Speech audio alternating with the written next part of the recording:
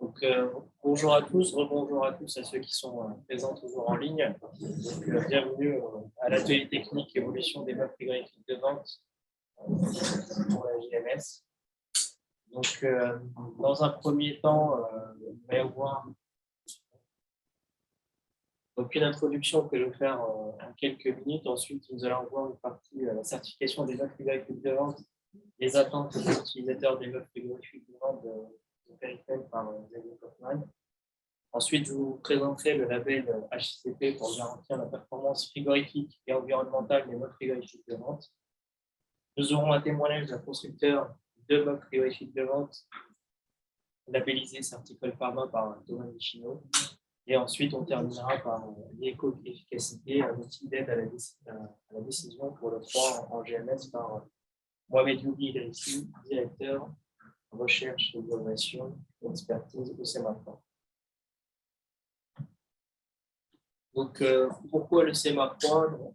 Très rapidement, en fait, on a à peu près plus de 5 milliards d'équipements frigorifiques à travers le monde. Et plus précisément, ce qui nous intéresse dans cet atelier, c'est la partie meubles frigorifiques de vente. Donc, ça représente à peu près 120 millions. Donc, 120 millions de frigorifiques de vente. On va voir que par rapport aux différentes présentations, quelles sont les évolutions, qu'est-ce qui existe aujourd'hui et qu'est-ce qu'il va y avoir demain. Donc, ici, j'ai fait le choix de reprendre une slide que vous avez potentiellement vue dans différentes présentations du CEMA3. Pourquoi? Parce qu'en fait, on parle de perte alimentaire en moyenne dans le monde et aussi en niveau de tonnage, c'est-à-dire on a 1,3 milliard de tonnes d'aliments perdus par an. Et en fait, les meubles frigorifiques de vente sont utilisés pour pouvoir être stockés. Donc parfois, on va les stocker et à la bonne température, et donc on a cette conservation. Mais lorsqu'on a des meubles qui ne sont pas performants aussi bien en maintien en température, on a énormément de perte. Donc le but, c'est de pouvoir voir quelles sont les évolutions et surtout pouvoir réduire les émissions émises par ces meubles lorsqu'ils sont produits et lorsqu'on les utilise dans les différents milieux. Donc maintenant, je vais laisser la parole à Xavier Kaufmann pour qu'il puisse nous présenter les attentes des utilisateurs.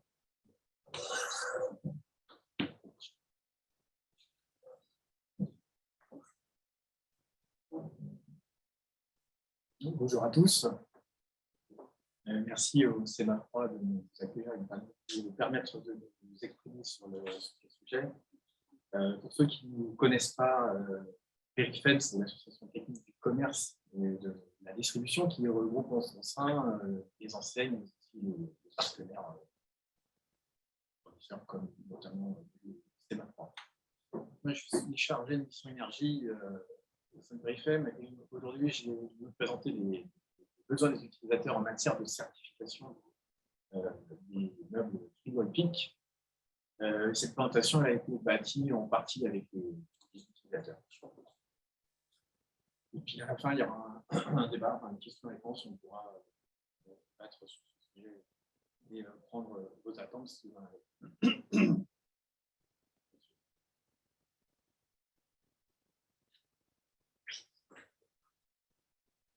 Alors, tout d'abord, je tenais donc à rappeler en fait le contexte dans lequel sont utilisés les meubles frigorifiques. Dans un contexte bâtimentaire qui est relativement complexe, puisque nous avons des meubles qui répondent avant tout à des besoins commerciaux, dont l'objectif est donc de vendre des produits frais et surgelés. Mais ces meubles rentrent en interaction très forte avec leur environnement ambiant, celui du magasin, et aussi avec des équipements techniques qui permettent de faire fonctionner. Je pense aux productions de froid et aux chambres de froid. Donc pour ces raisons, il est quasiment impossible de faire des choix techniques pertinents de meubles sans l'aide de tierces parties. Ces tierces parties identifiées sont bien entendu en premier lieu les fabricants de meubles, les organismes de certification comme CEMA3, les bureaux d'études ou bien les frigoristes, ou tout ce monde en même temps. On rappellera que le froid commercial pèse entre 40 et 60% de la consommation énergétique d'un commerce. Et que les commerces, comme tous les bâtiments tertiaires, ont l'obligation d'ici 2030 de réaliser 40% d'économie d'énergie dans leur facture énergétique. Donc, cette obligation, elle est portée par le décret tertiaire et ses arrêtés qui sont en cours de rédaction. Aujourd'hui, on va se focaliser sur les garanties de performance apportées par un organisme de certification et à travers un label, par exemple Certicol, qui est proposé par le CNFRA. Je vais d'abord rappeler les besoins qui sont couverts par cette certification et ensuite parler des nouveaux besoins qui sont identifiés. Donc, sur ce slide, on voit dans un premier temps les attentes des utilisateurs qui sont couverts par la certification actuelle. On a tout d'abord des attentes fortes sur les conformités réglementaires. Est-ce que mon meuble est conforme aux réglementations en vigueur? Je pense au marquage CE, conforme à la F-Gaz. Ou encore, est-ce que mon meuble respecte les normes d'essai ISO 23953 qui vont permettre en fait, de répondre aux questions suivantes. Mon meuble peut-il maintenir mes températures réglementaires à cure de produit dans des limites de conditions et dans quelles limites de conditions ambiantes de magasin? Avec quel fluide mon meuble peut-il fonctionner? Est-il conforme aux standards d'hygiène? Quelle consommation énergétique va-t-il consommer? Un autre point à vérifier par la certification sera le couple besoin frigorifique de température d'évaporation qui va être très dimensionnant. Tout d'abord pour les productions frigorifiques. Par conséquent, ça va avoir un impact sur le coût des productions froides, sur la quantité de fluide en jeu, et bien sûr sur les consommations énergétiques de ces systèmes. Et enfin, dans la certification, le meuble doit répondre à l'obligation d'étiquetage énergétique qui est issue de la réglementation éco-conception. Et cette information nouvelle qui est imposée par les constructeurs depuis le 1er mars de cette année peut être vérifiée dans le cadre de la certification du meuble. Et je crois que maintenant, on reviendra sur ce point-là en détail dans cette présentation. Donc, du côté utilisateur, la certification des meubles doit apporter aux acheteurs, à l'utilisateur, l'assurance que tous les aspects réglementaires ont été respectés. Et elle doit aussi permettre de comparer les meubles entre eux, mais également de suivre les actions d'amélioration que le fabricant aura engagées. Un aspect très important selon nous dans cette démarche est la communication sur cette certification qui doit être le plus vulgarisée possible pour que les utilisateurs, donc là je pense aux services marketing, technique et achat entre autres, les clients, mais aussi que les BE3 s'approprient la démarche. Ils sont bien souvent très impliqués à l'origine et à l'origine du choix des meubles. Et pour rappel, la durée de vie d'un meuble se situe entre 7 et 12-15 ans.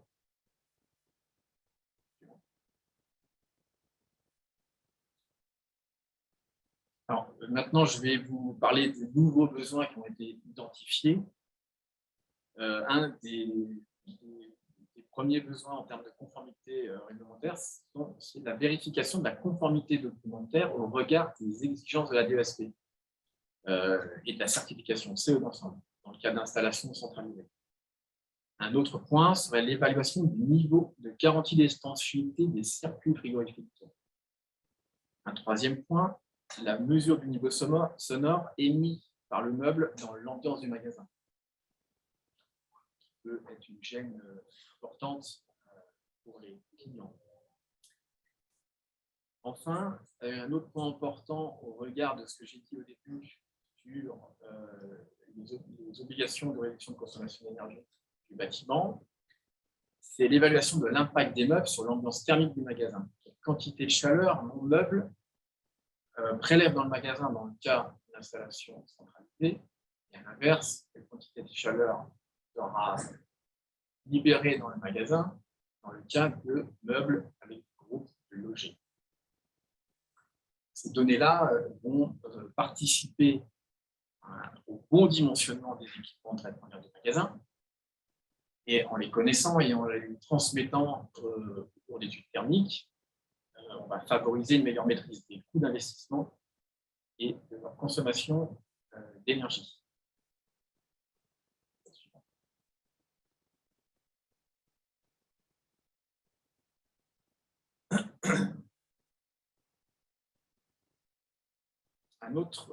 D'autres critères peuvent être pris en compte.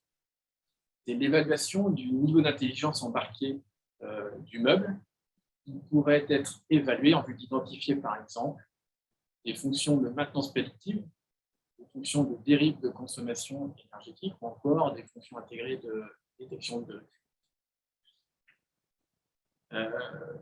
autre point important qui a été signalé, le meuble, la plupart des meubles sont maintenant fermés. Et lorsqu'on a une porte qui est inopérante sur un meuble, bien évidemment, c'est très embêtant.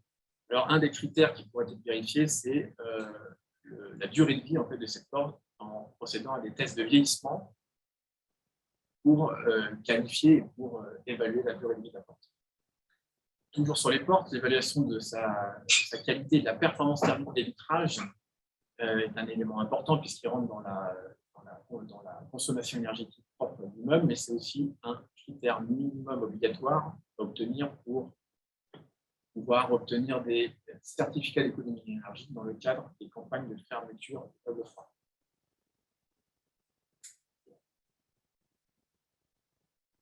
Un nouveau besoin identifié qui pourrait être par ailleurs une nouvelle mission complémentaire à la certification, l'accompagnement de l'utilisateur pour garantir ou du moins comprendre les écarts de performance entre les résultats laboratoires et la mise en œuvre du meuble dans son environnement d'utilisation.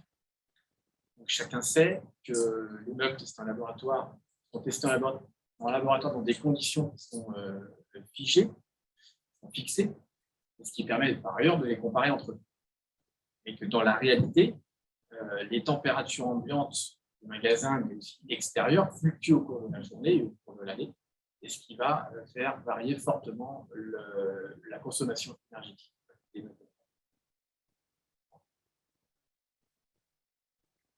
En conclusion, je voudrais insister sur le fait que la certification du meuble doit avoir un impact favorable sur la diminution du coût total de possession.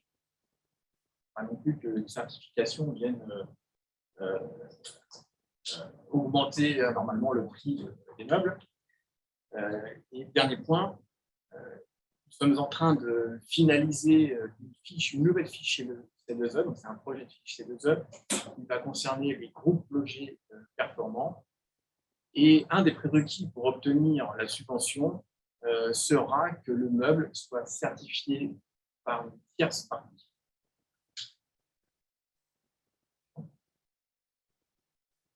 Pour finir, je vous ai mis dans la présentation à la fin mes coordonnées, si vous avez des questions, si vous voulez adhérer à Périphtère, et puis vous retrouvez les adresses vers nos différents sites, et notamment le site magasinresponsable.com qui recense toutes les actions, on va dire, développement durable réalisées par les différentes enseignes, les différents magasins. Je peux d'ailleurs signaler que sur le froid, un petit peu pauvre, il y a beaucoup de choses qui se font, mais par contre, il n'y a pas assez de visibilité. Je vous remercie. Merci Xavier pour la présentation sur les attentes des utilisateurs d'un point de vue POLIFEM. Ce que je vais vous présenter, c'est la certification Certicode HACCP développée par le CMA3. Les questions, là, on fait l'ensemble des présentations et puis on fait une session questions-réponses sur l'ensemble des présentations. Mais ceux qui sont dans la salle, vous pouvez noter vos questions et on fera une question-réponse sur l'ensemble des présentations qui vont être faites. Pour résumer en une phrase, la certification Certicode HACCP, c'est une certification qui est un gage de sécurité et de qualité. Dans le sens, vous allez avoir la sécurité via les essais qui sont faits par le laboratoire avec qualité COFRAC sur le 23 953-2. Et qualité, pourquoi? C'est que tous les constructeurs sont audités selon la même référentiel. Et donc, du coup, qui ont des procès de fabrication, quels qu'ils soient, ils sont audités. Et on vérifie, par exemple, pour les meubles logés, quels sont les tests en bout de chaîne de production. Donc, pourquoi en fait certifier la chaîne du froid des produits alimentaires? C'est qu'au départ, lors de la mise en place et le développement du label, donc on nous a demandé quel est le meuble que je dois choisir pour pouvoir respecter la réglementation sanitaire, c'est-à-dire qui fixe en fait les températures de conservation des différents produits, des différents aliments. Quel équipement je dois utiliser? Est-ce que je peux utiliser un meuble classe M1 ou du M0 ou du M2 pour pouvoir stocker mes aliments en magasin? Et surtout pour répondre aux attentes de la grande distribution. C'est qu'au bout d'un moment, beaucoup de constructeurs se valaient d'avoir des équipements les plus performants et qui permettaient de garder à une température les produits pendant de longues années, comme on l'a dit, sur une durée de vie de 10 ans, par exemple. Et donc, du coup, on a développé ce label pour pouvoir donner un gage de sécurité de qualité par une tierce partie. Donc, comment on réalise en fait et on donne, on certifie selon Certicol, HACCP, meuble frigorifique de vente, c'est qu'on va réaliser des essais de meubles selon une norme qui est ISO, qui est internationale, et surtout, on va avoir par exemple des chargements qui vont être définis selon la typologie de meuble, si c'est un meuble vertical avec plusieurs portes, plusieurs niveaux. Et surtout, aujourd'hui, on voit apparaître aussi des contraintes par rapport à la hauteur des meubles, où on va voir aussi des bacs horizontaux, pour savoir quelle est la profondeur maximum d'un meuble d'un point de vue client, d'un point de vue chargement. Donc, tous ces éléments-là sont vus, sont testés. Un meuble, s'il est facilement nettoyable ou pas. On va réaliser les audits constructeurs. Tous les constructeurs qui vont disposer du label Certicol auront eu un audit de leur production. Et donc, du coup, le label, en cumulant la partie essai plus la partie audit, on vous présente un dossier en commission Certicol qui définit de façon anonyme l'ensemble des points qui ont été réalisés, des essais, et va donner une décision. Donc, chaque certificat est présenté et est délivré au constructeur. Donc, voilà le schéma. Donc, le schéma, c'est une partie essai auquel on va ajouter un audit qui va faire l'objet d'un certificat. On ne peut pas, avec un rapport d'essai, se prévaloir d'une certification CMA3, Certicol HACCP. Il vous faut obligatoirement un audit. Et le fait d'avoir l'audit réalisé par le service certification nous permettra d'avoir le label. Ce qu'il faut savoir, c'est que tous les meubles certifiés ont un marquage. Aujourd'hui, comme on est dans l'évolution, uniquement les meubles logés disposent de marquage Certicol HACCP. La partie déportée est en cours et on verra pourquoi elle est en cours, parce qu'aujourd'hui, marquer un meuble déporté en sortie d'usine, il manque un maillon dans la chaîne, c'est-à-dire c'est la vérification des paramètres, l'installation du meuble dans son environnement. Donc tous ces paramètres-là ne sont pas vérifiés. Aujourd'hui, cette certification-là va être apportée par la mise en place de critères supplémentaires pour pouvoir valider que l'installateur ou frigoriste respecte les préconisations constructeurs et respecte également son environnement d'installation. Une vérification périodique de conformité et des suivis annuels de constructeurs fait partie également du label pour le maintien de chaque équipement. Par exemple, sur les meubles logés, on va avoir une maintenance. Et dans la maintenance, on va vérifier qu'est-ce qui est fait. Est-ce que c'est uniquement un nettoyage? Est-ce que c'est une descente en température? Quelle est la prise de décision, on va dire, d'un loueur, d'un magasin? Donc, qu'est-ce qui est fait par rapport à l'ensemble du parc qui est labellisé? Donc, les évolutions, aujourd'hui, en termes d'évolution, au 1er mars 2021, il y a une nouvelle réglementation UE sur l'étiquetage des meubles frigorifiques de vente qui, en fait, oblige l'ensemble des constructeurs à avoir en fait, un marquage énergétique sur les meubles qui sont produits depuis le 1er mars. Tout ce qui est antérieur qui n'est pas soumis à la réglementation, donc c'est-à-dire que le marquage est valable depuis le 1er mars. Donc, ce qui implique en fait une évolution du cahier des charges avec plusieurs évolutions. Donc, étant donné que vous allez avoir une certaine consommation, on va vous demander d'avoir une garantie étanchéité des meubles.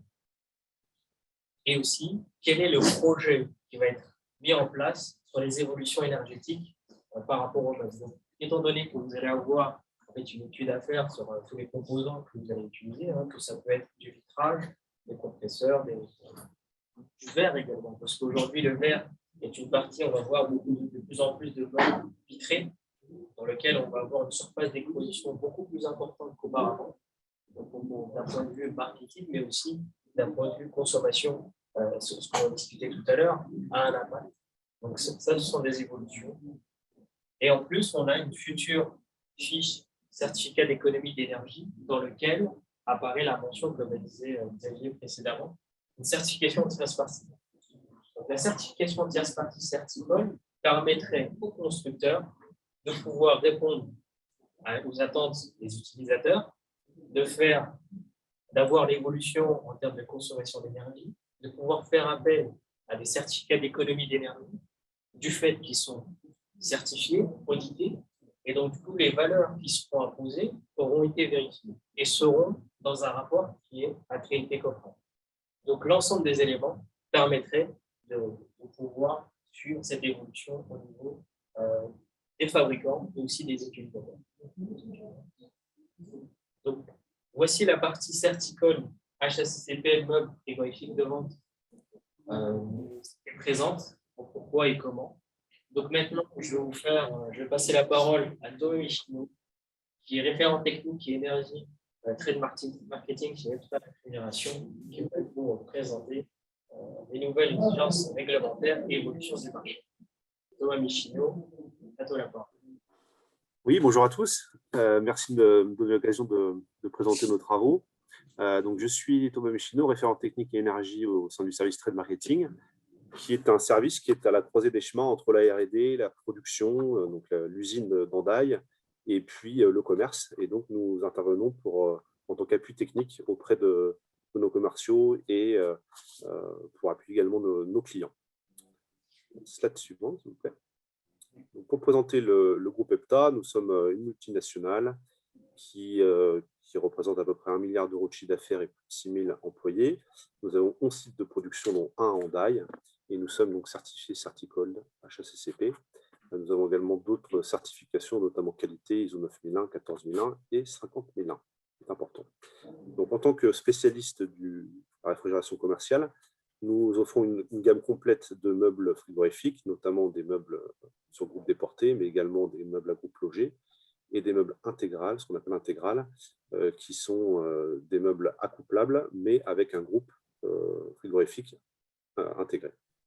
Nous proposons également des centrales de production frigorifique au CO2, des chambres froides, et puis des services sur mesure, notamment des services de financement, de digitalisation et un pôle énergie qui a pour objectif justement de traiter les problématiques et les aspects énergétiques auprès de nos clients. Slide suivante. Donc, au niveau des meubles frigorifiques de vente, nous devons faire face à un cadre réglementaire assez contraignant. Donc là, c'est un panel des réglementations qui peuvent s'appliquer à la fois aux fabricants, mais également à nos clients, acteurs de la grande distribution. Donc, d'une part, vous avez la R478 qui n'est pas un flux de frigorigène, mais une recommandation des CARSAT, des caisses d'assurance retraite et de santé au travail, qui nous invite à réfléchir sur la façon dont sont chargés les meubles et notamment d'éviter les troubles musculo-squelettiques pour les personnes en charge du réassort. Donc, il y a des contraintes en termes de hauteur de cuve, de profondeur de cuve et puis de hauteur de la dernière étagère. Donc, par exemple, 1,80 m maximum pour la dernière étagère et une profondeur de cuve qui ne doit pas dépasser 60 cm. Donc, il fallait intégrer cette recommandation. On a également la F-gaz, bien sûr, qui nous oblige à réfléchir aux fluides que l'on utilise, notamment pour nos groupes logés, puisqu'on a une interdiction d'utiliser des fluides avec des GWP supérieurs à 150, ce qui a conduit nos développements en termes de meubles à groupe logé. Et puis, on a également des restrictions d'usage de fluide à forge et WP pour nos systèmes centralisés. Je vais y revenir.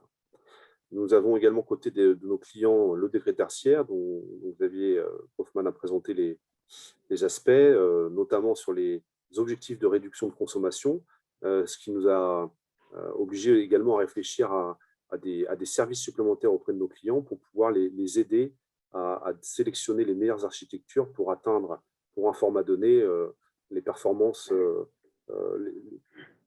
adéquates par rapport à l'ensemble des éléments du CVC, c'est-à-dire la partie climatisation, le chauffage, l'impact des meubles sur ces deux aspects, et puis la performance et les consommations intrinsèques des meubles. Donc pour revenir par rapport au décret tertiaire, vous avez donc les réductions de consommation, mais également l'obligation de collecter et de transmettre les données de consommation à l'horizon 2022. Donc, vous aviez peut-être pas forcément indiqué, mais il y a eu un report de l'obligation de reporting justement des données de consommation pour la grande distribution. Donc, ce ne sera pas en 2021, mais en septembre 2023. Et puis, quelque chose qui a eu un impact énorme sur nos meubles, sur le développement de nos meubles, c'est l'éco-conception et l'étiquetage énergétique, avec l'intérêt d'être certifié Certicode, on va y revenir, qui nous oblige à mettre sur le marché des meubles dont l'indice d'efficacité énergétique est inférieur à 100. Donc on a une classe énergétique, des classes énergétiques qui vont de A à G, donc on ne peut pas avoir de meubles qui ne sont pas classés. Ça nous a supprimé du marché un certain nombre de meubles de notre gamme, et également l'obligation de fournir à nos clients une étiquette énergétique qui n'est pas accolée en sortie d'usine, mais qui est fournie aux clients, et également l'obligation de fournir l'ensemble de ces étiquetages énergétiques sur tous nos documents commerciaux. C'est un travail qui a été assez long à mettre en œuvre et qui a mobilisé beaucoup de nos équipes.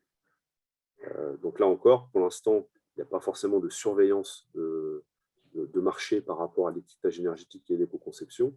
Et l'intérêt pour nous d'être certifiés, c'est justement de valoriser l'ensemble des développements qui ont été faits et du strict respect de la réglementation. Donc, le fait d'être certifié nous permet de démontrer auprès de nos clients l'ensemble des efforts qui ont été réalisés au sein de l'EPTA France.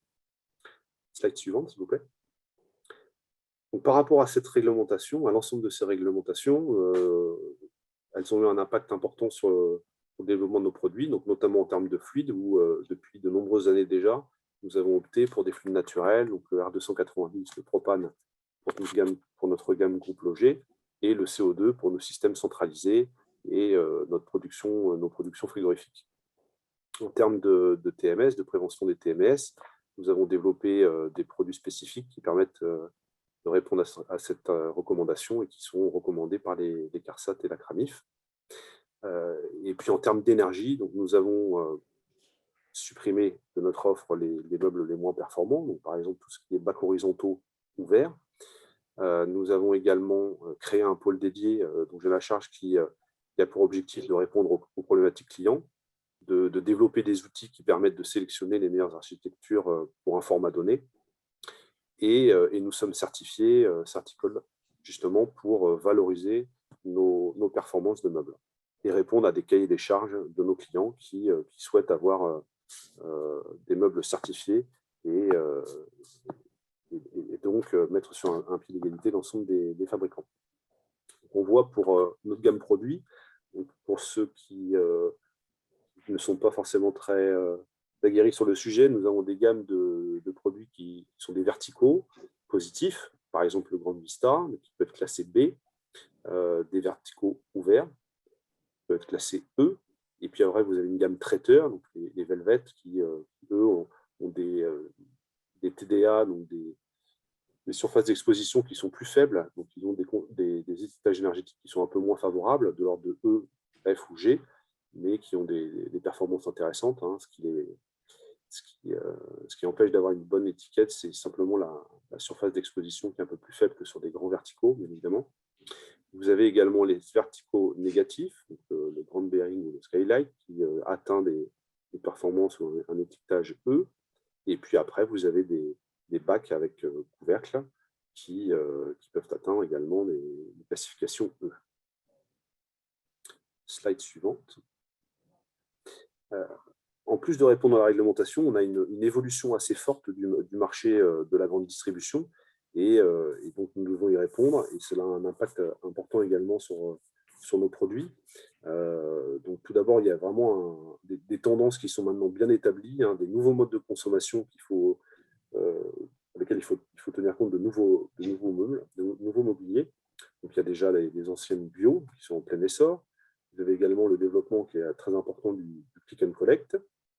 On a également un phénomène de proximitisation et amplifié par la crise sanitaire. Donc au détriment des grandes surfaces, on a des surfaces qui sont plus petites avec un intérêt particulier pour des systèmes avec des groupes logés plutôt qu'avec des systèmes centralisés. On n'a pas forcément la possibilité d'implanter une salle des machines, d'avoir en ville des installations centralisées, ça peut être parfois un peu compliqué. Donc on a eu un fort développement de la demande en termes de meubles à groupe logé. On a également des phénomènes de cornérisation, c'est-à-dire de mettre des corners dans des hypermarchés pour pouvoir vendre et faire du cross-merchandising sur certains types de produits, comme des sushis, par exemple, c'est assez développé dans les hypermarchés. Donc avec un intérêt particulier pour réaliser des concepts, pour développer des choses un petit peu innovantes au niveau de ces corners. On a également le développement du drive piéton. Donc là encore, on est dans l'hypercentre, on vient récupérer ces produits directement dans une surface de vente qui est relativement faible en termes de surface, ce qui fait qu'on a également des problématiques de place et on se doit d'avoir des meubles qui ont des capacités de chargement importantes et également sur groupe logé. Et puis également le stacking qui se développe avec une demande forte en termes de meubles traditionnels pour pouvoir vendre ce type de produits assez spécifiques. Et puis on a également des nouvelles tendances, notamment deux tendances majeures qui sont le dark store, qui sont des magasins sans clients pour le coup, où on a uniquement des employés qui viennent faire du picking dans la surface de vente et qui ensuite vont livrer les clients. Alors ça, c'est une tendance plutôt dans les villes, hein, qui se développe sur Paris et dans les principales villes de province. Donc là encore, hein, un challenge pour nous pour développer de nouveaux produits. Et puis des phénomènes de drop-in qu'on retrouve dans certains formats, nouveaux formats magasins, pour lesquels on a des bacs et on vient se servir et on paye à la pesée par rapport à ce que l'on a acheté. Là encore, ce sont des développements spécifiques de meubles. Et donc, ce qui nous a amené à développer de nouveaux produits comme l'Heptabrix, qui permet de faire du click and collect, où on paye directement via une borne et on récupère ses produits frais, ses produits surgelés et ses produits secs. Le Visualis, qui est celui du milieu, qui a bénéficié de brevets auprès de l'INPI et qui a reçu un registre de l'industrie par rapport à sa conception, qui permet également de visualiser mieux les produits traiteurs. Et puis enfin, le Skyview Plus, qui est un meuble vertical de très forte capacité qui permet de charger un bon nombre de produits et qui est très vendeur auprès des supermarchés, des grandes distributions, mais également qui est intéressant pour les nouveaux formats de magasins du fait de son volume de chargement. Voilà, j'en ai fini avec ma présentation. Merci beaucoup Thomas pour la présentation et le retour de l'expérience de Hepta sur la certification pour les évolutions de vos produits. Je vais laisser la parole à Mohamed Youbi Idrissi, directeur expertise et recherche et innovation du CEMA3, pour vous présenter son outil d'aide à la décision pour le froid en GMS. Merci Ibrahim, bonjour à toutes et à tous, à tous les internautes qui nous rejoignent aujourd'hui pour cet atelier. Donc, moi je vais vous parler d'un outil de dimensionnement, ou plutôt d'un outil d'aide à la diffusion pour le choix des architectures et des fluides frigorigènes pour la production du froid. On a parlé de meubles frigorifiques de vente, on a parlé des enjeux énergétiques et autres pour ces meubles frigorifiques. Mais donc, pour avoir ces meubles en fonctionnement, il faut une production du froid. Et donc, la production du froid peut être de façon différente. Et donc, la question qui se pose aujourd'hui, face à une multitude d'architectures de cette production et face à une diversité de solutions qu'on pourrait avoir pour la production du froid et des fluides associés, donc quel est le bon choix à faire et surtout sur quels critères? Donc, l'approche qui est proposée ici, qu'on appelle éco-efficacité, pour rendre à César ce qui est à César, elle a été à l'origine développée par Honeywell, donc qu'on connaît comme société fournisseur de fluides frigorigènes. Et ici au CMA3, nous avons examiné cet outil-là, décortiqué un petit peu et voir ses hypothèses. Nous l'avons validé et avec notre support scientifique, je dirais, et technique, nous avons essayé de le faire évoluer. Donc, l'approche est la suivante.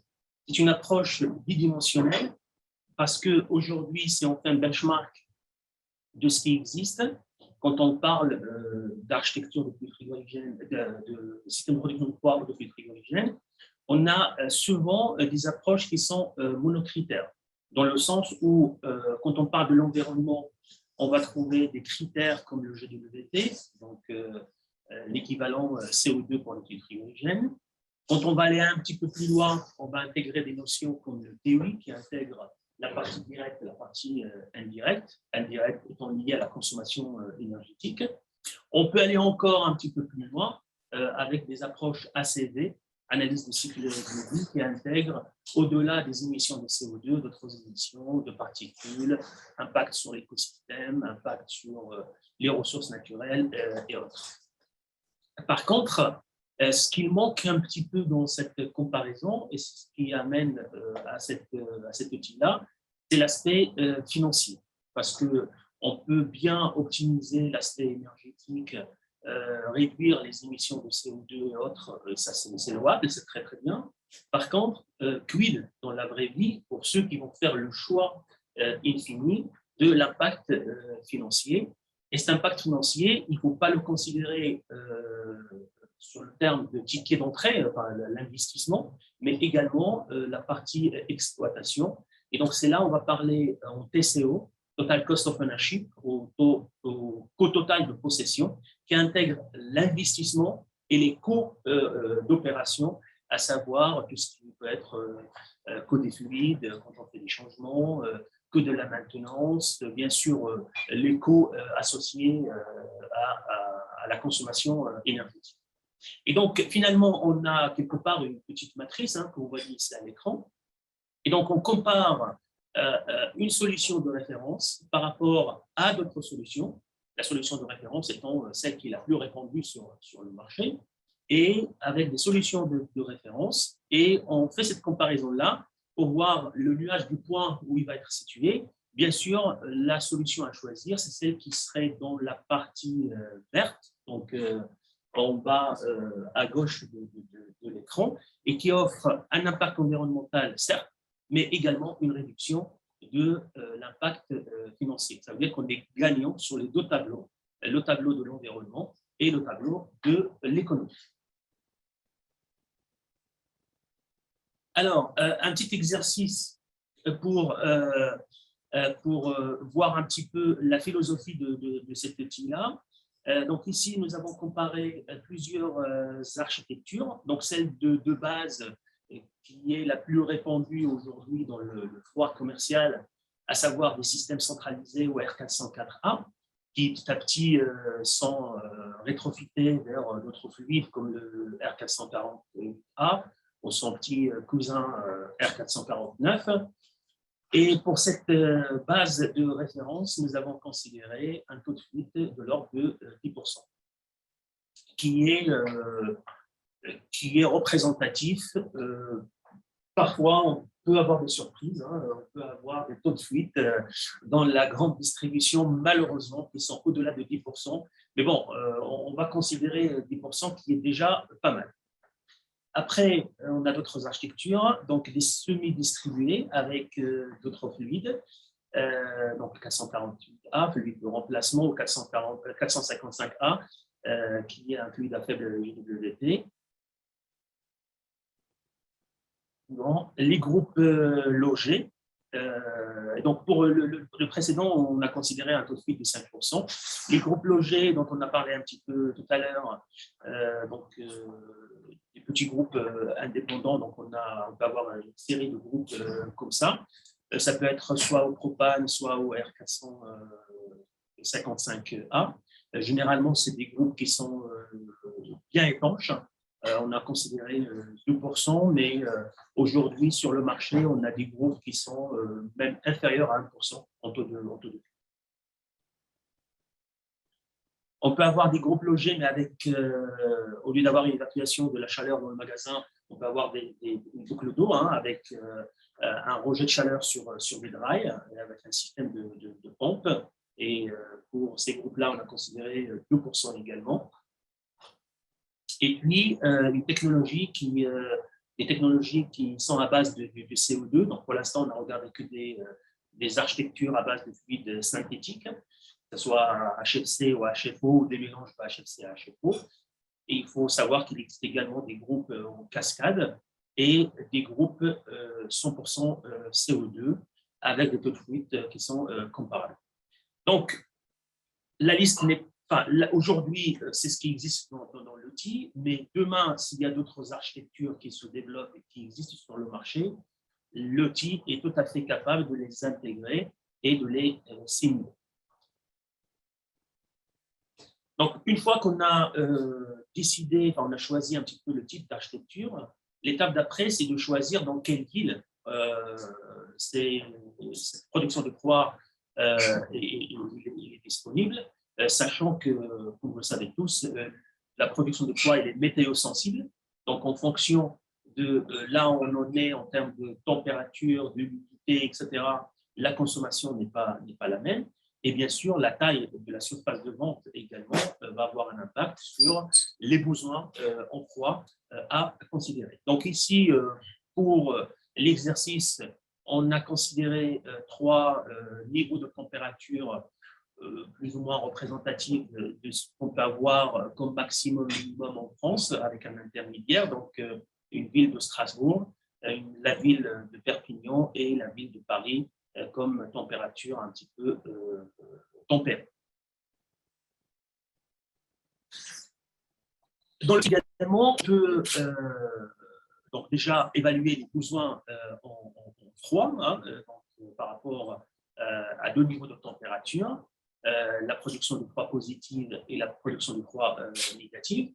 Donc là, vous voyez les chiffres pour les 2 surfaces de vente qui ont été choisies.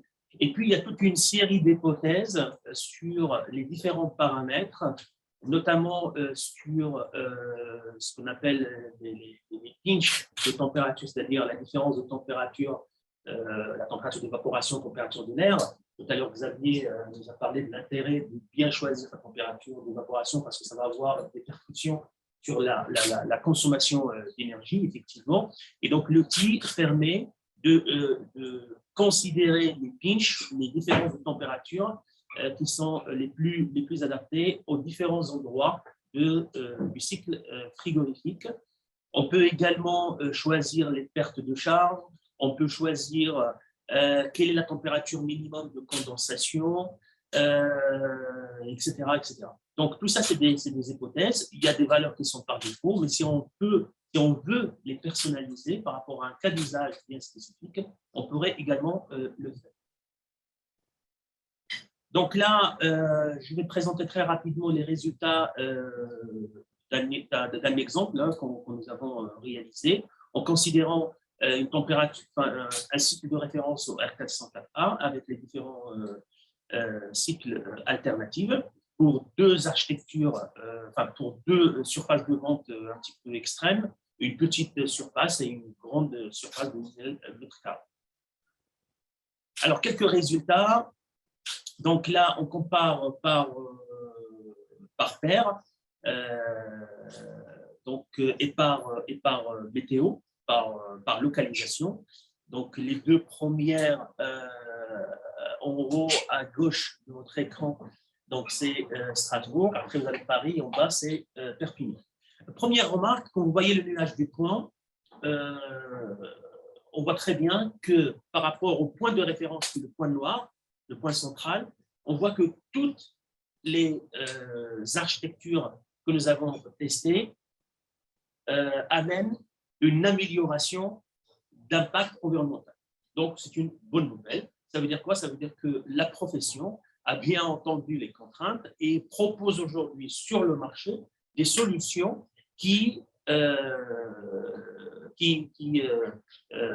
disposent d'impact environnemental moindre par rapport au vieux R404A.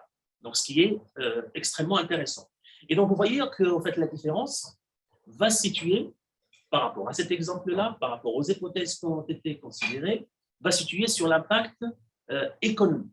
Donc, on va avoir des solutions qui vont être, bien sûr, environnementalement très correctes. On a des améliorations jusqu'à 50%, 55% par rapport au R404A. Par contre, on va avoir des solutions qui sont autour de zéro. Ça veut dire qu'ils sont à ESO Finance. Donc, le remplacement n'engendrera pas des surcoûts. Par contre, on va voir des points qui sont un petit peu dans le négatif. Dans le négatif ici, attention à la lecture, ça veut dire qu'ils vont être un petit peu plus chers. Et donc, il faut juste le savoir que voilà, si on choisit cette architecture-là, il y aura un impact environnemental moindre, certes, mais ça va coûter un petit peu plus cher que d'autres solutions. Et donc, c'est là où on peut avoir le choix d'aller avec une technologie ou avec une autre en fonction de son budget, de ses économies. On a fait d'autres comparaisons en changeant un petit peu la base, au lieu de 404A, parce qu'on sait qu'il y a beaucoup de rétrofit pour passer à d'autres fluides comme le R448A. Et on va voir que finalement, les résultats sont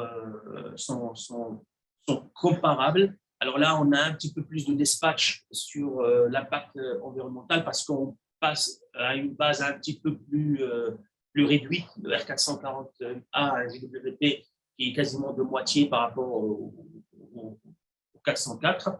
Donc, on va avoir un petit peu les points qui vont se disperser. Ça veut dire qu'il y a des technologies qui sont un petit peu plus vertueuses que d'autres. Par contre, on voit très bien qu'il y a quand même une disparité sur la partie financière. C'est ce que je viens de dire un petit peu tout à l'heure. Alors, ce qui est intéressant dans cet outil-là, c'est qu'il y a possibilité de faire une analyse de sensibilité. Parce qu'on sait que dans n'importe quel modèle, il y a des paramètres clés qui vont avoir des impacts sur les résultats. Et donc, pour justement apprécier l'impact de ces facteurs-là sur les résultats obtenus par rapport à des hypothèses données, on peut faire jouer un paramètre. Donc ici, il y a les paramètres qui sont les plus pertinents. Il y a par exemple le prix du fluide. On sait que les prix de fluide évoluent et l'ont évolué récemment. Alors maintenant, on est plutôt sur un plateau, on a passé le prix de fluide, mais on n'est pas à l'abri dans les années à venir et dans l'exploitation de l'installation climatique à avoir des prix qui peuvent évoluer dans le futur. Et donc, si on a envie d'intégrer cette évolution dès le départ dans une simulation, on peut le faire. Le prix d'électricité, évidemment, l'intensité carbone de l'électricité, c'est-à-dire l'impact CO2 d'un kilowattheure d'électricité. Bon, en France, merci nucléaire, on a un impact carbone un petit peu réduit, mais on peut se retrouver à l'échelle d'une région ou dans un autre pays avec une émission de CO2 un petit peu plus élevée, et donc au moins élevée. Donc, on peut l'intégrer également dans le type. Et après, la biorythmie, bien sûr, l'exploitation, il peut varier. Et le taux de fuite, dont je parlais tout à l'heure, on a donné quelques valeurs de référence, mais qu'on peut également changer et voir comment ça peut impacter les résultats. Donc ça, c'est un exemple de simulation par rapport à ce que j'ai présenté avant. On a multiplié le prix de l'électricité par rapport à une supérette à Paris de 500 mètres carrés. Et on voit également ce que ça donne à gauche et à droite. Finalement, ça change pas parce que ici tout est présenté de façon relative, hein, vous avez compris, donc ça ne change pas fondamentalement les tendances obtenues. On a fait également évoluer le taux de fuite dans plusieurs exemples. Et on a également fait la comparaison, même constat, on obtient des choses qui sont relativement comparables. Alors, si on regarde un petit peu les résultats, on a quelques fluides qui peuvent faire sens comme remplacement de R404A, notamment le 455A qui a un mélange HFC, HFO. Mais qui a la particularité d'être A2L. A2L, ça veut dire faiblement inflammable. Et donc, se pose la question alors de l'analyse de risque qu'on devrait avoir avant de mettre ce fluide sur le circuit. Et puis, de la quantité de fluide maximum qu'on mettrait dans un circuit frigo, étant donné que l'application de l'AEN 378 implique une limitation de charge maxi selon des critères qui sont dans cette norme française.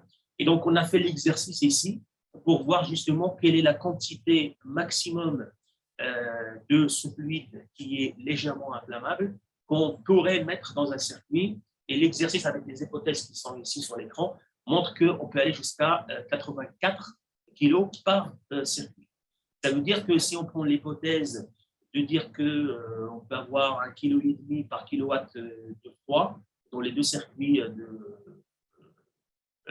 froid positif et froid négatif, et si on veut aller jusqu'à intégrer dans la production de froid deux circuits indépendants, on peut avoir jusqu'à à peu près 112 kW de froid, de quoi équiper un supermarché de 2500 m² minimum. Et donc, en conclusion de ce que je viens de présenter, c'est qu'aujourd'hui, nous avons un outil qui est objectif et qui permet de comparer plusieurs architectures, plusieurs fluides d'entre eux. On voit qu'en fait, on peut avoir des différences sur l'impact environnemental. On peut avoir également des différences sur le coût.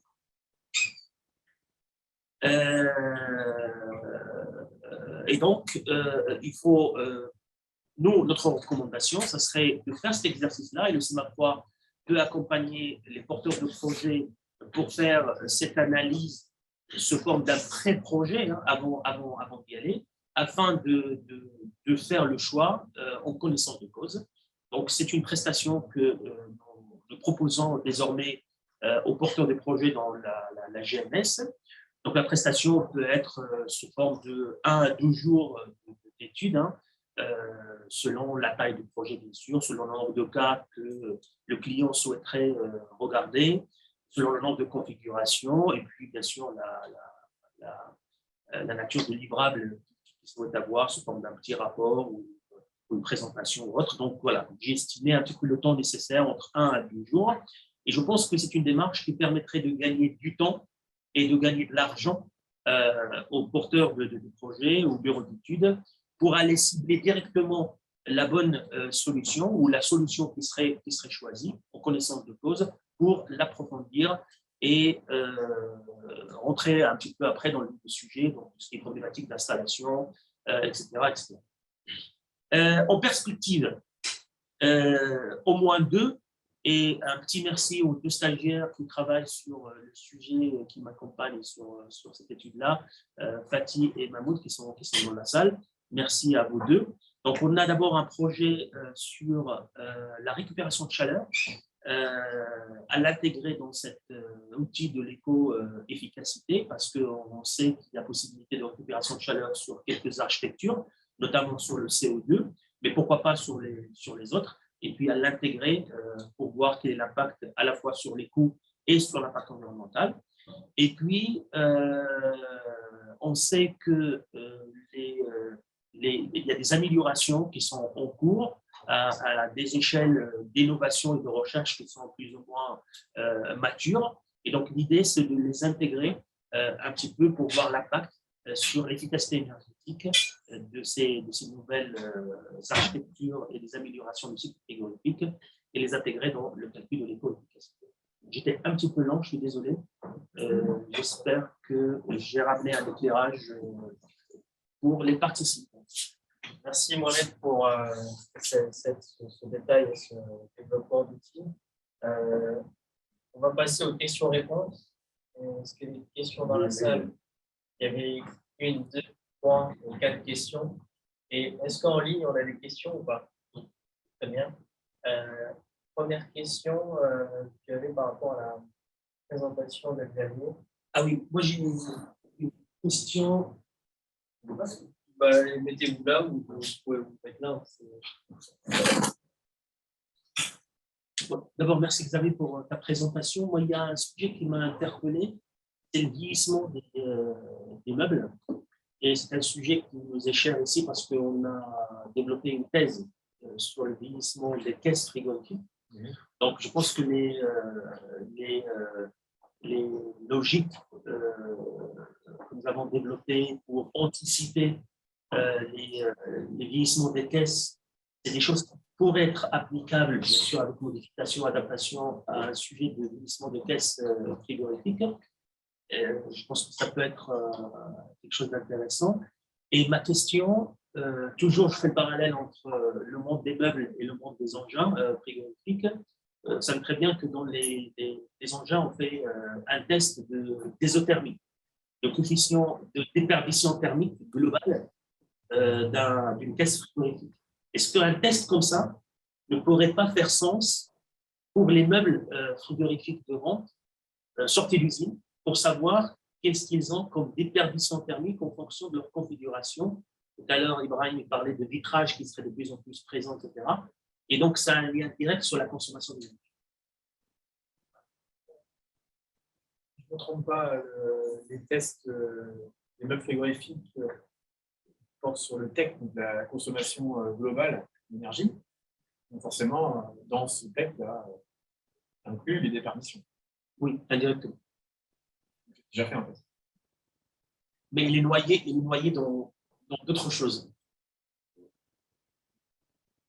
C'est que, pour compléter, c'est que le TEC a donné en fait la consommation d'énergie totale, sauf qu'on va aller plus loin dans la partie vieillissement et autres de l'équipement, c'est qu'on va avoir l'évolution de l'isolation.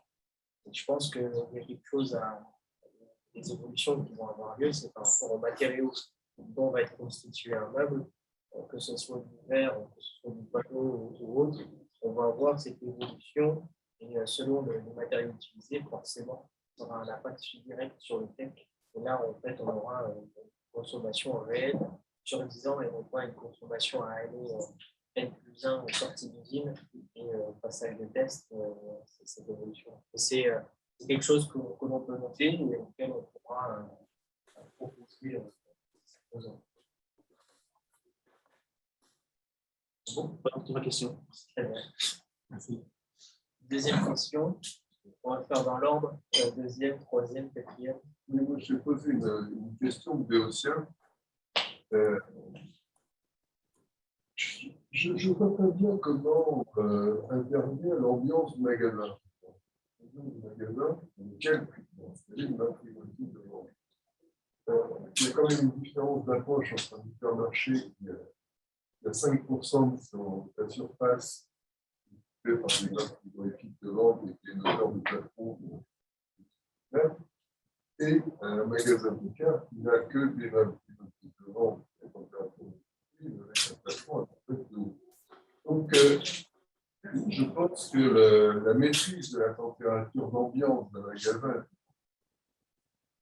capitale, je n'arrive pas bien à voir quel est le couplage entre cette étude maîtrise de l'ambiance d'un magasin et les études qui amènent à l'optimisation du système de réfrigération.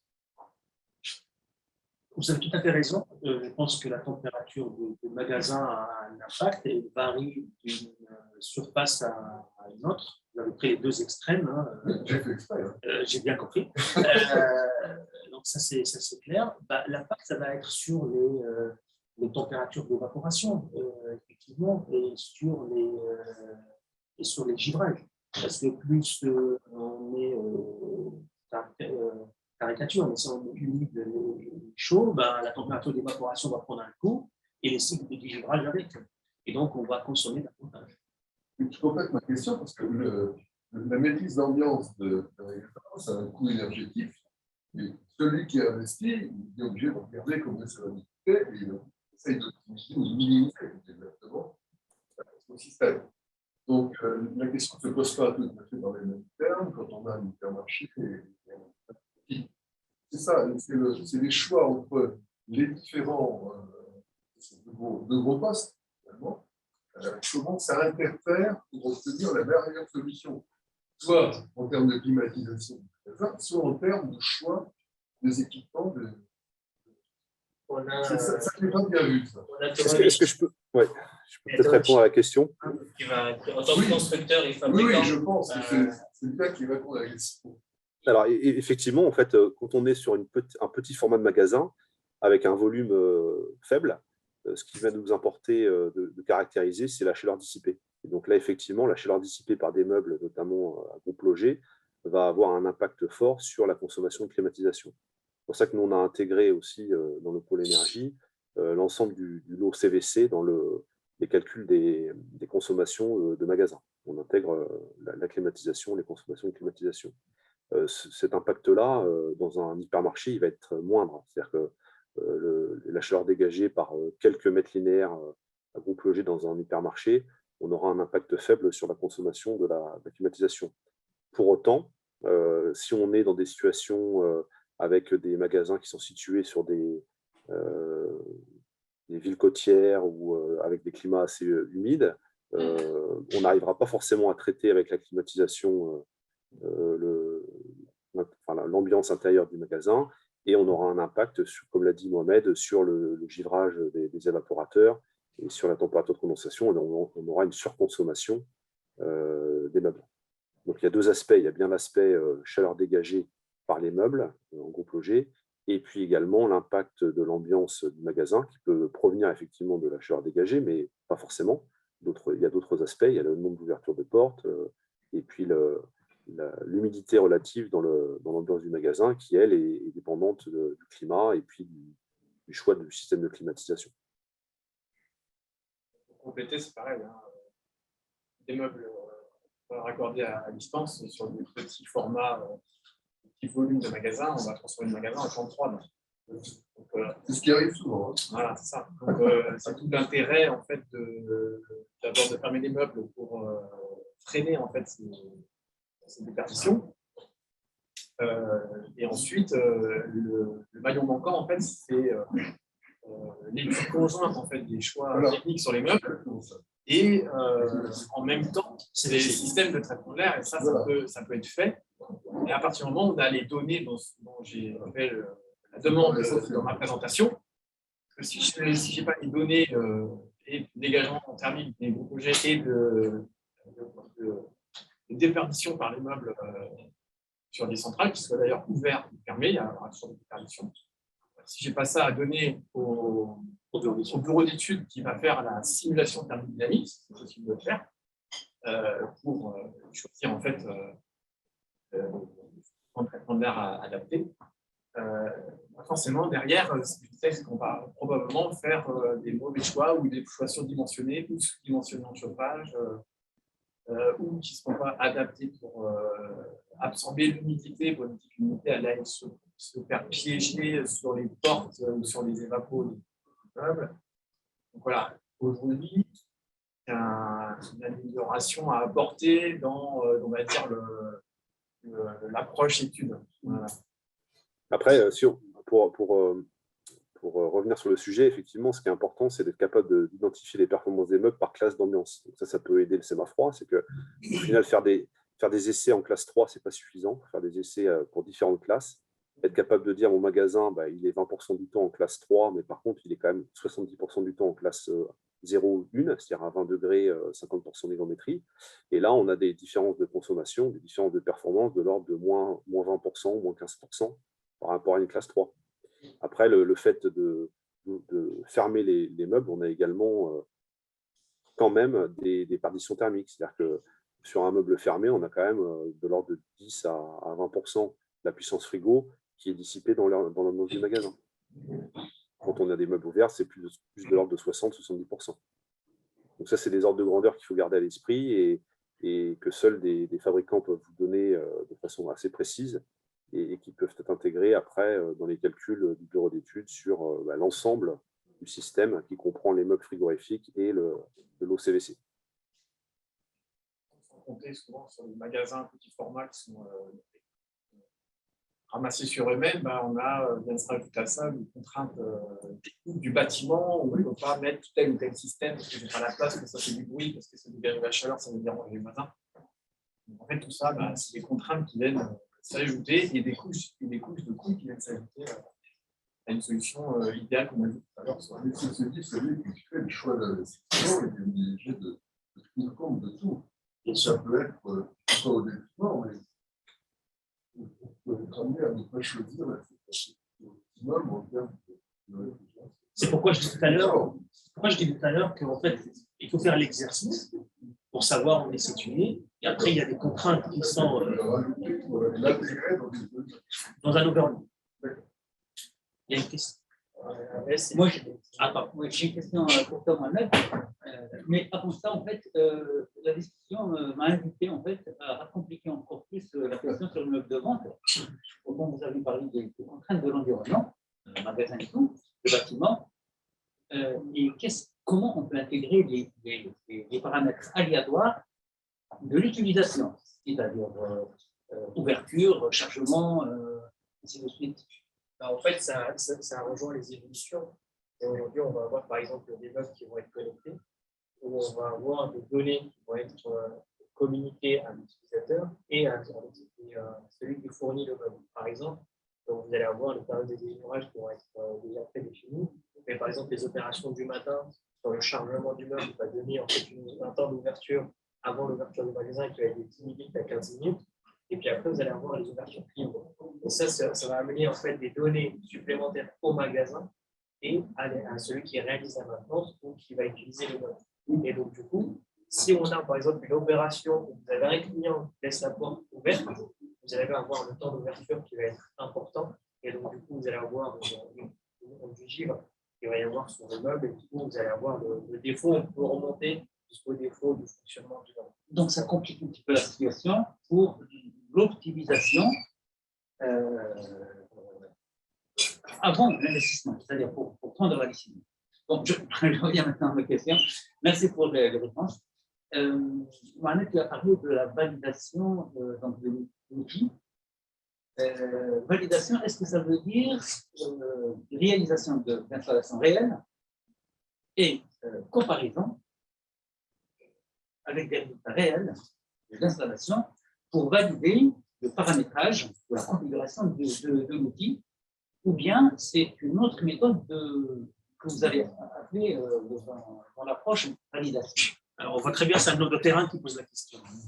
Donc, non, en fait, la validation, pour être transparent, l'outil, ce n'est pas un outil de smartphone. D'accord? C'est un outil qui a été développé par Honeywell, je l'ai dit au début de la présentation. Donc, Honeywell a développé cet outil, que moi je trouve intéressant dans l'approche, mais donc il a émis un certain nombre d'hypothèses, etc.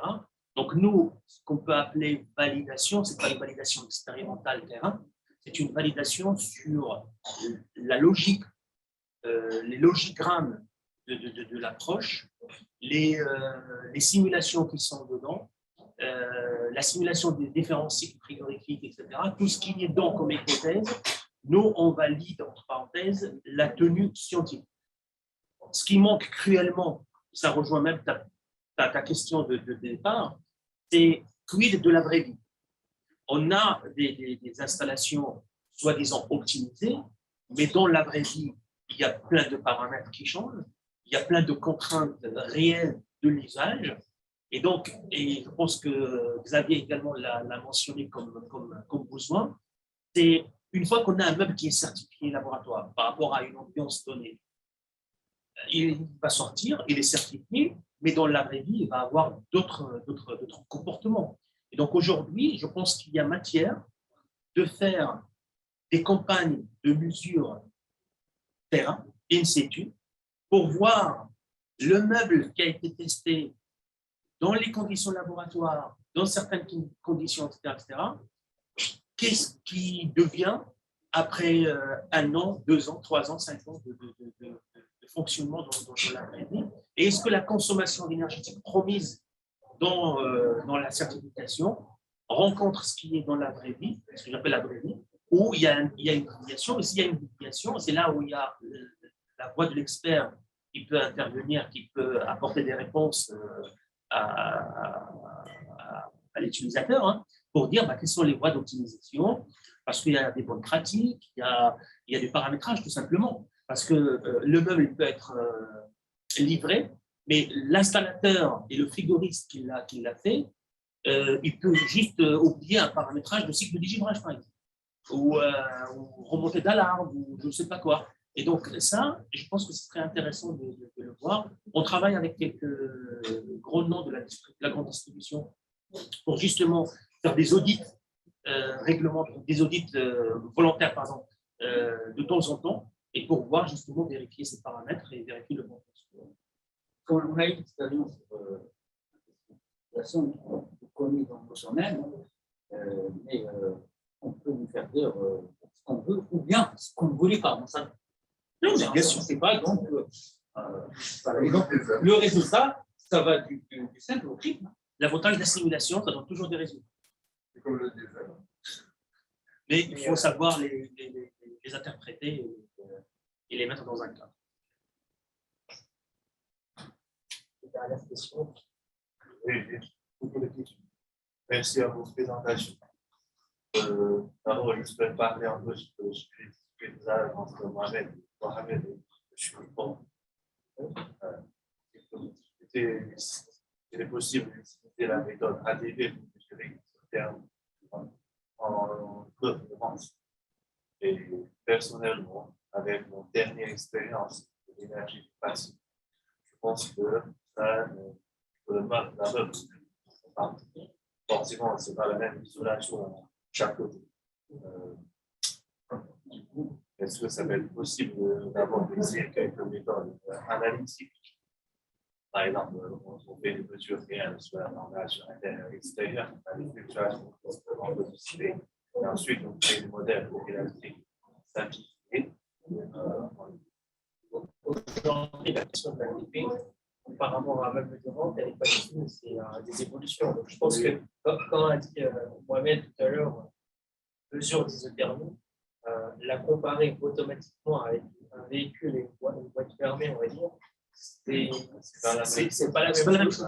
Et je pense qu'il y a des méthodes et techniques d'essai qui ne sont pas pareilles. Parce qu'en fait, comme on dit, un meuble qui a des portes, donc il va y avoir forcément des infiltrations. Donc le fait de pouvoir utiliser du chauffage ou autre pour la méthode d'essai, pour moi, n'est pas adapté. Il faut l'adapter au meuble et pour avoir en fait un coefficient d'isothermie réel, on va dire, par rapport à la technologie.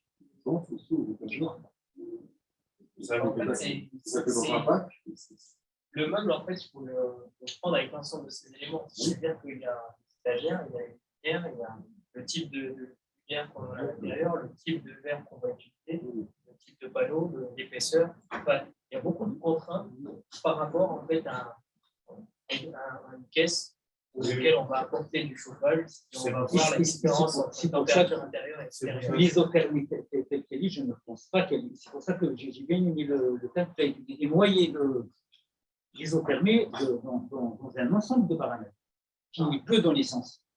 Sinon, l'isothermie en soi, c'est un cas. Est-ce qu'on peut vraiment le mesurer?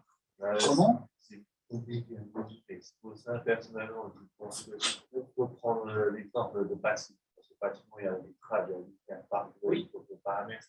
C'est pour ça que, a dit Mohamed, c'est que pas prendre le coefficient 4 tel qu'il est dans les autres équipements, mais plutôt avoir en fait, l'ensemble des composants. Ça se trouve que l'isothermie ne sera pas faite comme on le fait aujourd'hui actuellement.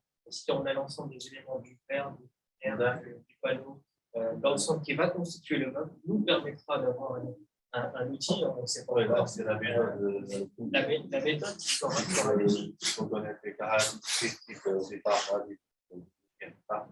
mais ça, normalement, on est en capacité de l'avoir par rapport à, en fait, à l'ensemble de ce que l'on a en fait, lorsqu'on fait un constructeur. Vous avez l'ensemble de la liste du matériel avec l'ensemble de la fiche technique. Ce sont des éléments qui pourront être évolués, pour être, par exemple, si on a un outil qui permet d'avoir la valeur théorique, pour le mesurer en réel, qu'est-ce que ça donne, est-ce qu'on est plutôt sur quelque chose de cohérent, pas cohérent. Et ce sont des évolutions et ce sont, on n'est pas à l'horizon, on est sur quand même, là on est déjà sur la mesure énergétique, sur des choses concrètes. Donc, la mesure de cas aujourd'hui n'est pas encore d'actualité, mais ce sont des évolutions, pour voir comment on pourrait faire une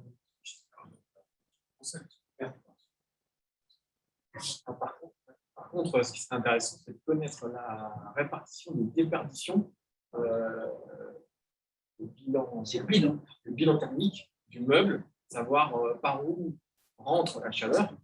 C'est plus par la porte, par les ouvertures, par les parois, etc. Le prorata par surface. De manière à pouvoir, en fait, derrière, continuer d'améliorer les meubles et d'agir sur les possible d'agir encore, peut-être l'isolation, peut-être que c'est les joints, tout simplement. Ça peut être fait lors d'un test avec une caméra thermique, déjà pour avoir une situation.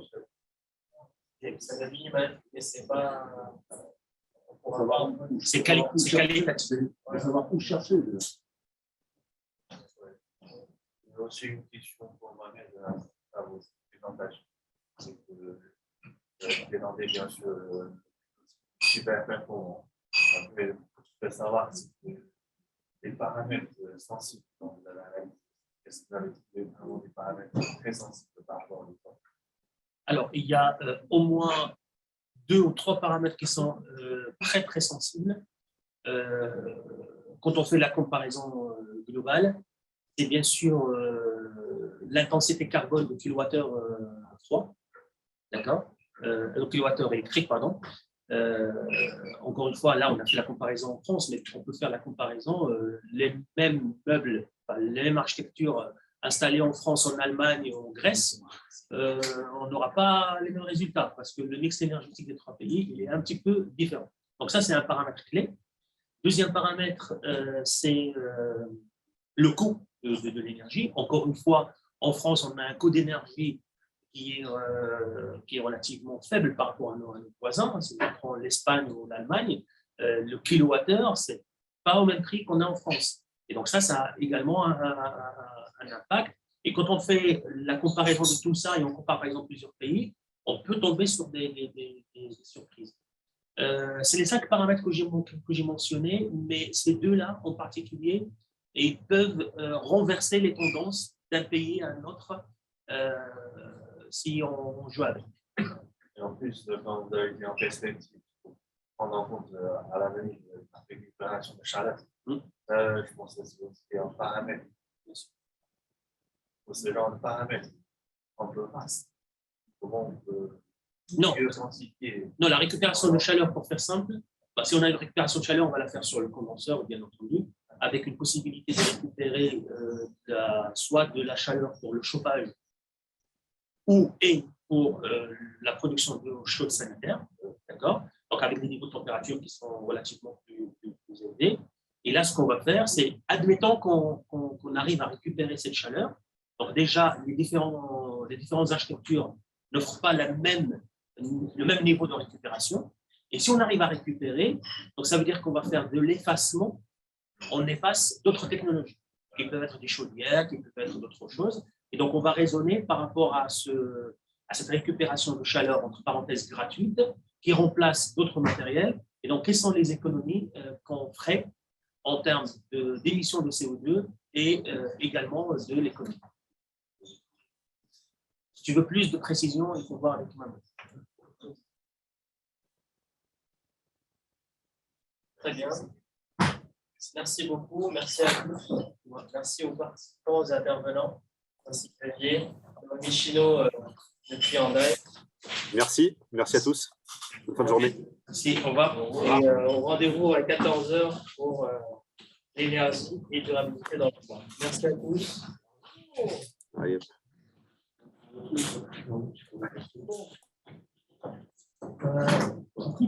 Ouais,